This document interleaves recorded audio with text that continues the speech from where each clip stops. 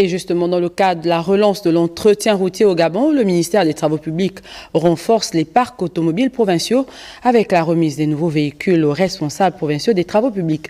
Jean de Dieu Goms-Ngombi, Michel John Boudéan. Sous une pluie battante, l'esplanade de la direction du matériel du ministère des Travaux publics accueille le ministre Flavien Zenguin-Zundu. Ici, le patron des Travaux publics procède à la remise des clés des véhicules destinés aux 9 directeurs provinciaux des Travaux publics. Nous avons donc aujourd'hui, grâce à l'intervention du président de la République, une dotation d'une douzaine de véhicules tout-terrain qui seront donc affectés aux différents directeurs provinciaux et à quelques 3 subdivisions au nombre donc de 12. Cette cérémonie marque ainsi la poursuite de l'acquisition des matériels pour que d'ici le premier trimestre de 2025, les travaux publics auront suffisamment de matériel pour reprendre en main l'entretien routier de notre réseau qui nous a manqué pendant des années. Dans sa gibecière, le membre du gouvernement a également des kits informatiques et quelques consommables. C'était donc inscrit au budget du Fonds autonome national d'entretien routier, équiper les directions provinciales des outils d'informatique, donc ordinateur, imprimante. Il faut bien qu'on continue de relancer non seulement les outils dont les responsables au niveau administratif ont besoin pour leur fonctionnement quotidien, ensuite donc des matériels de génie civil. Ce énième geste du ministre des Travaux publics à l'égard de ses collaborateurs marque la relance de l'entretien routier resté en léthargie pendant plus d'une décennie au Gabon. Et ce communiqué célébration à travers le monde, la journée mondiale des AVC. Au Gabon, le ministère de la Santé dresse un tableau statistique qui détaille la prise en charge des victimes. Andine El-Tungui, chez Limanéa.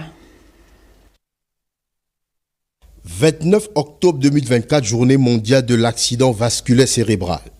L'AVC, selon l'OMS, est défini comme le développement rapide des signes localisés ou globaux de dysfonctionnement cérébral avec des symptômes durant plus de 24 heures, pouvant entraîner la mort. Conscient de l'ampleur de cette attaque cérébrale, les autorités gabonaises, par le truchement du ministère de la Santé, dressent un bilan statistique de la fréquence des AVC dans l'optique d'agir en toute responsabilité face à ce problème de santé publique. Au Gabon, les chiffres également sont alarmants parce que quelques études réalisées par le service de neurologie conduit par le professeur Kouna au centre hospitalier universitaire de Libreville montrent qu'en 2005, la prévalence hospitalière était à peu près de 24% et elle est montée en 2022 à 64,4%.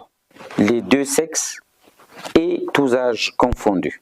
À l'échelle mondiale, on note en moyenne un adulte sur 4 qui serait victime d'un AVC au cours de sa vie. Plus que chaque année, ce sont 12 millions de personnes qui sont victimes d'AVC. C'est pourquoi le gouvernement de la transition classe cette maladie au rang des urgences sanitaires. Mettre à niveau les centres hospitaliers régionaux sur l'ensemble du pays permettra déjà une prise en charge au moins initiale de ces accidents vasculaires cérébraux comme de toutes les autres pathologies. Nous envisageons de mettre en place une unité héliportée qui pourrait, dans des délais relativement courts, aller chercher un patient dans un coin, victime d'AVC. Là aussi, l'idéal est qu'il vienne dans les délais. Chaque minute compte. Plus la prise en charge est rapide et spécialisée, meilleur est le diagnostic. Le ministère de la Santé et ses partenaires s'unissent également pour mieux lutter contre le phénomène des drogues en milieu scolaire à travers le pays. Ils mettent en place des mécanismes de sensibilisation tout en incluant les partenaires de l'éducation nationale. Ginette Mouboula Massala, Guy Serge Dizambo pour le point. Intensifier la sensibilisation dans le Grand Libreville et à l'intérieur du pays sur l'usage des drogues en milieu scolaire et universitaire constitue le cheval de bataille pour le ministère de la Santé, l'Organisation mondiale de la santé, la Fondation Mabanière et l'Agence nationale du médicament. L'OMS a fait du programme sur la santé des adolescents et des jeunes une priorité importante et donc il est important de s'attaquer aux problématiques qui concerne les jeunes. Et cette problématique-là en est une très importante. Pour mener à bien cette campagne de sensibilisation, cette réunion préparatoire revêt pour les organisateurs d'une importance capitale. L'objectif est est celui de pouvoir leur rappeler que la campagne a été lancée le 16 octobre en présence de la Fondation Ma Bannière et de plusieurs membres du gouvernement et que nous avions instruction de pouvoir la mener. Il s'agissait aujourd'hui de leur transmettre les outils de sensibilisation et de valider avec eux la cartographie. Et donc nous allons sectorialiser la lutte de telle sorte que eux qui ont plus d'ancrage au niveau de la jeunesse dans leur zone et leur périmètre d'action, nous voulons qu'ils soient les acteurs principaux dans cette lutte. Les agents sensibilisateurs se disent prêts à aller sur le terrain. Aujourd'hui, pour nous recevoir justement les kits, c'est pour nous une charge, c'est aussi également une responsabilité de pouvoir justement apporter le message justement. Et pour cela, nous avons besoin également de l'appui, d'une formation, d'un accompagnement, parce que nous avons des enfants déscolarisés qui ont besoin également de recevoir ce message. Informer, prévenir et agir, c'est l'objectif de cette campagne de sensibilisation. Les médias servent de relais durant la campagne. Des kits de sensibilisation ont été remis aux ayants droit au nom du ministre de la Santé et de la présidente de la Fondation Ma Bannière. Dans ce journal, on parle également du conflit homme-faune avec Ovendo qui abrite depuis hier un atelier de révision de la stratégie de gestion du dit conflit. La rencontre qui réunit plusieurs experts vise une meilleure gestion de cette problématique à l'origine de plusieurs dégâts. Linda Nyumba Mungengi, Cédric Zando. Destruction des plantations et autres biens, agressions physiques conduisant souvent à des pertes en vie humaine, voici les dégâts enregistrés généralement au Gabon dans le cadre du conflit homme-faune. La problématique des conflits homme-faune est complexe. Il n'est pas efficace d'aller en ordre dispersé, mais d'adopter dorénavant une approche coordonnée et concertée. C'est pour cela que le WWF Gabon et le projet Tridom GIZ ont accepté de se tenir aux côtés du gouvernement de la transition pour finaliser la stratégie nationale engagée il y a de cela quelques années et le plan d'action qui y est adossé. Durant 3 jours, il est donc question pour les différents experts d'examiner et mettre à jour la stratégie nationale de gestion et le plan d'action qui permettront d'améliorer la cohabitation entre les hommes et les éléphants spécifiquement. L'atelier qui se tient du 28 au 30 octobre 2024 rencontre la vision des plus hautes autorités, en tête desquelles le président de la République, chef de l'État, son Excellence le général de brigade Brice Clotaire Oligui Nguema. Une vision mise en œuvre par le gouvernement à travers le ministère de l'Environnement, du Climat et du conflit homme-faune. Il s'agit de garantir l'équilibre entre les politiques de conservation de la biodiversité et l'accessibilité des communautés rurales aux ressources essentielles de leur développement, ce qui participe de la restauration des institutions et de la dignité des populations gabonaises. Malgré les politiques et actions mises en place, au Gabon, comme dans d'autres pays d'Afrique, les populations victimes des pachydermes ne savent plus à quel sein se vouer. C'est certainement avec impatience qu'elles attendent cette stratégie et la mise en œuvre de ces activités sur le terrain. Le Premier ministre Raymond Ndongsima s'est entretenu ce matin avec l'ambassadeur de la Suisse au Gabon en trame de fond, le référendum à venir et les questions de coopération bilatérale. Communication primature.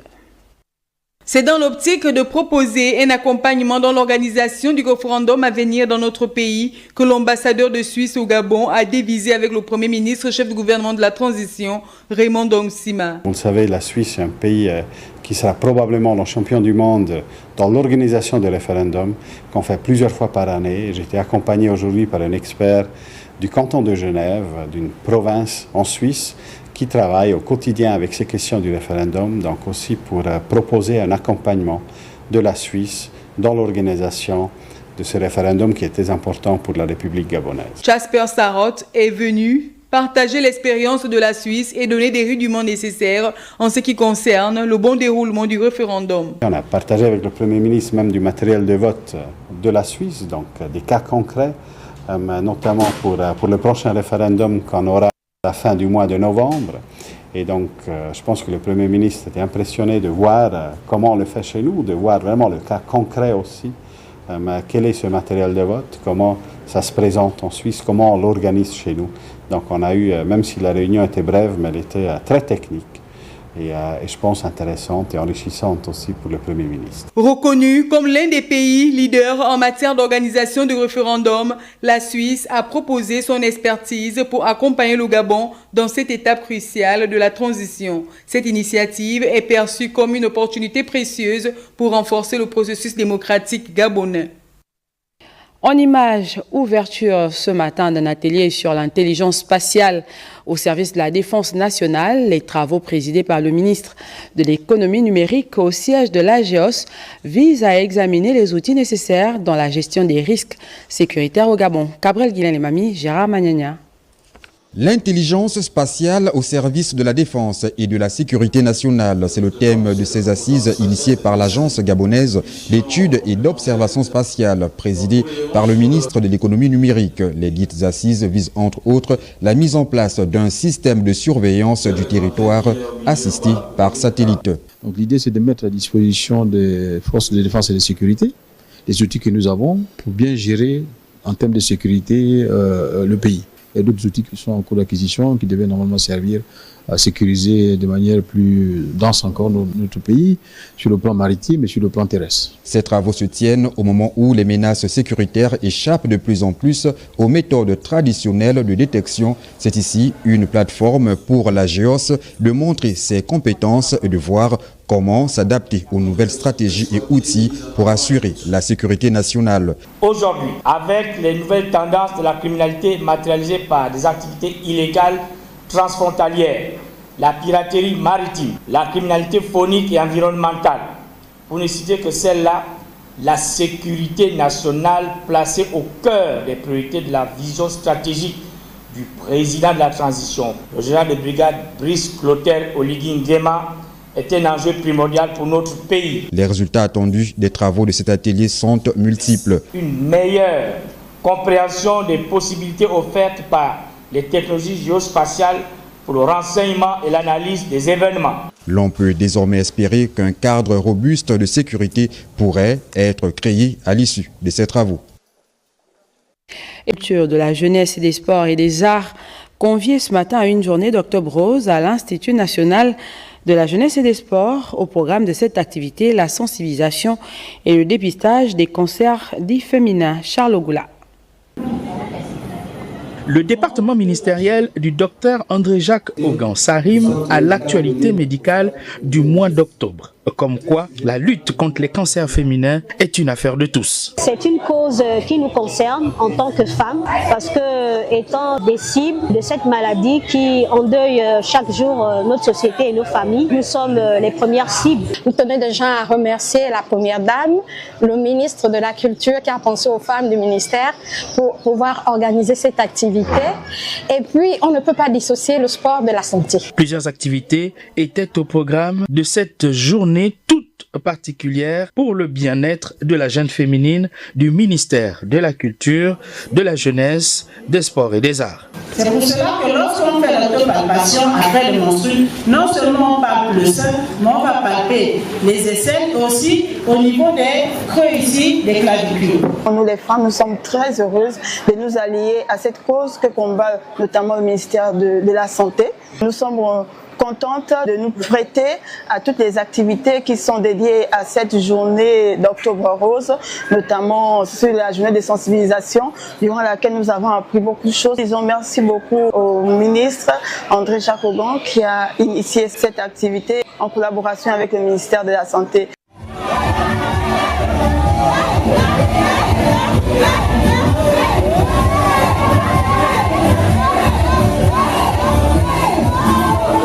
Rien ne vaut la vie, mieux vaut donc prévenir que guérir.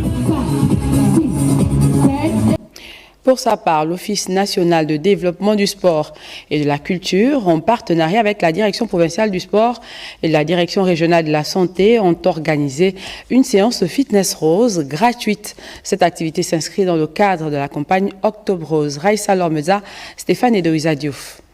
Au programme de cette journée dédiée à la lutte contre les cancers féminins et qui s'est déroulée au stade de Mbaya, du fitness en première heure pour l'ensemble des participants. L'activité était rehaussée par la présence des personnels de la Direction provinciale du sport et de la Direction régionale de la santé. Cette année encore, on n'a pas dérogé à la règle. On vient aujourd'hui faire passer un message qui est essentiel. Les cancers aujourd'hui tuent de façon exponentielle. Et ça, c'est dû au fait que les gens ignorent leur statut. Donc cette séance-là vient pour rassembler du monde et par derrière permettre de passer un message de sensibilisation qui est le dépistage accru. Le choix du fitness comme activité de sensibilisation n'est pas anodin. Ça nous a permis de vraiment bouger dans tous les sens et nous mettre en forme. Certainement, je vais aller d'abord à la balance pour voir si vraiment j'ai perdu quelques kilos. Mais je pense que j'ai quand même brûlé des calories. Comment prévenir, comment empêcher ces cancers de s'installer dans l'organisme? C'est ce que l'on fait. Le sport au quotidien, faire attention à notre alimentation, l'autopalpation chez les mamans et le dépistage régulier. Une femme doit se faire examiner au moins tous les 6 mois pour savoir si elle n'a pas un souci au niveau de ses appareils génitaux. En deuxième heure, sensibilisation sur les cancers du sein et du col de l'utérus et dépistage gratuit pour les dames. La sensibilisation a porté sur le thème dépistage transitoire accru. Ça veut dire que c'est tout le long de l'année que ça va se faire et on va établir un programme par rapport à cela. Cette initiative placée sous le thème « Mettons-nous en mouvement contre les cancers » rentre dans le cadre de la caravane interprovinciale de fitness lancée par l'Office national de développement du sport et de la culture pour contribuer à la lutte contre les cancers féminins en encourageant les femmes à pratiquer régulièrement et de façon constante une activité sportive. Et cet autre